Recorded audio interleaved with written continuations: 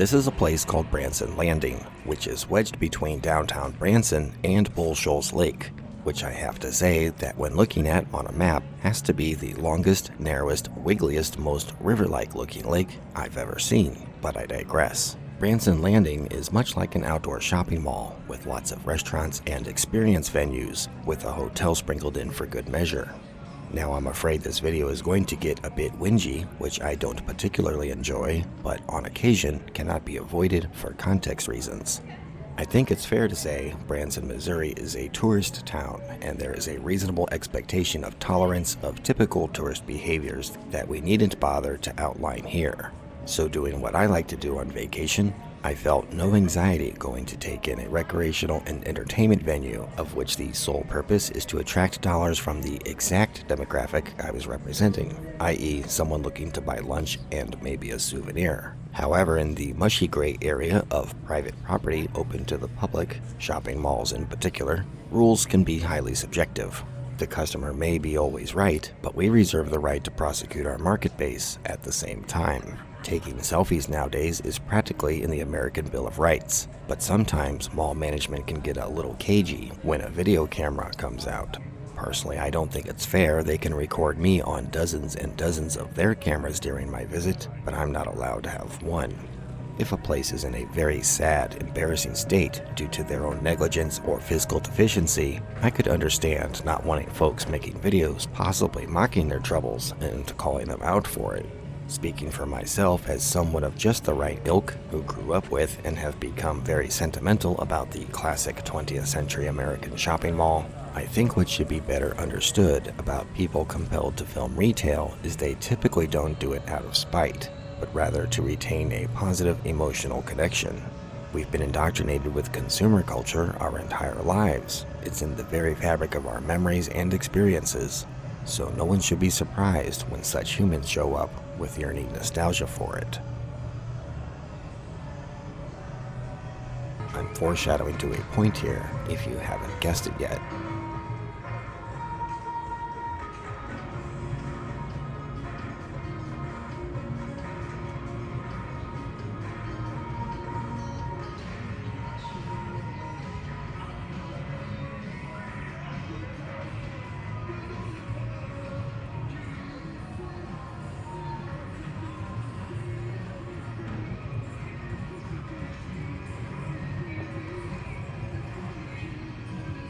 I was genuinely surprised to get a "you have to get permission from corporate to film" speech here.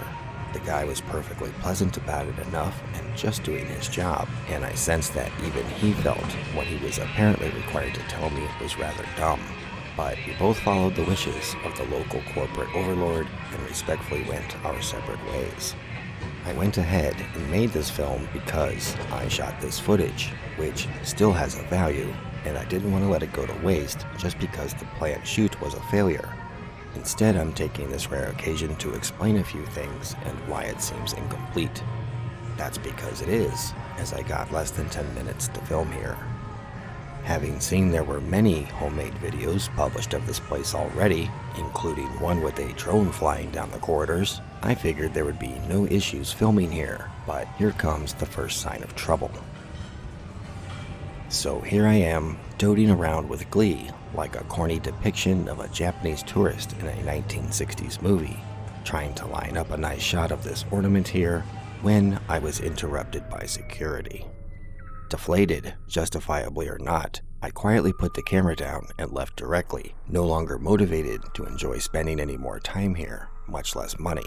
It's fair to call that a petty response if you like, but for me, being free to make my happy little, possibly publicity-accruing videos is intrinsical to my motivation for going to places like this. I have to remind myself that this is very odd behavior. Not many people are out to do that, and who would expect anyone to come trolling around with good intentions? I'm sure they have experienced 101 unforeseen issues exploited by devious or simply inconsiderate individuals. In other words, they probably have their reasons that I can't even imagine. And that's why corporate permission is a 99% no, and I didn't bother. This topic isn't precious enough to me for anything like that, especially for what I'm getting paid to laud these things. There are lots of other things I should probably be working on instead anyway, quite frankly, so I can view this as a gift if I want, as I have way less footage to edit since I didn't even make it a third of the way through, and yet I still get to check this project off my list. It's also quite interesting to think about what this film could have been instead of this one we got. I realize I may sound salty, but I'm really not.